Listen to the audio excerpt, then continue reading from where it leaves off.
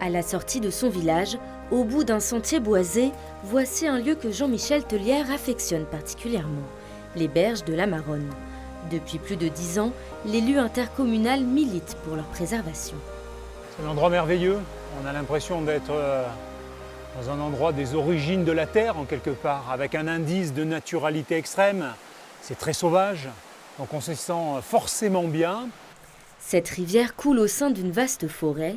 Les gorges escarpées de la Maronne sont un sanctuaire de biodiversité désormais protégé. 205 hectares ont obtenu la distinction de réserve naturelle. Elle s'étend sur 3 communes, Saint-Bonnet et Tour de Merle, Saint-Cyrgue-la-Loutre et Saint-Geniez-au-Merle. C'est vraiment l'endroit où on va s'attacher à limiter peut-être certains usages, mais pas que. Ce n'est absolument pas une gestion sous cloche, comme on l'entend dire souvent. C'est permettre aussi des études scientifiques, l'accueil du public. On est sur un des sites les plus visités du Limousin, les Tours de Merle, et demain, j'espère qu'il continuera à l'être, mais ça sera organisé, ça sera géré pour préserver d'abord et avant tout la nature et les animaux qui composent cette mosaïque. Cette réserve favorise le développement d'espèces animales grâce à une réglementation stricte. Entre autres, pas de coupe rase, ni de chasse, pas de hors-piste en dehors des sentiers de randonnée. La pêche est, elle, autorisée dans des zones définies.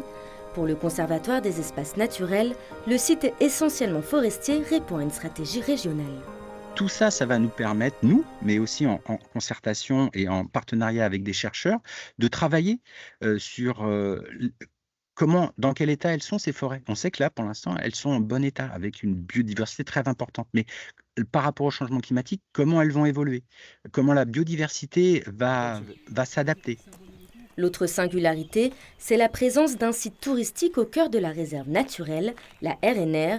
La preuve qu'espaces protégés et tourisme peuvent coexister, les Tours de Merle ne comptent pas abandonner leur objectif de fréquentation, arriver à 35 000 visiteurs par an dans 10 ans.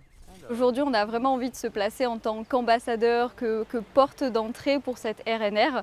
On a envie de faire rayonner ça à tous les visiteurs.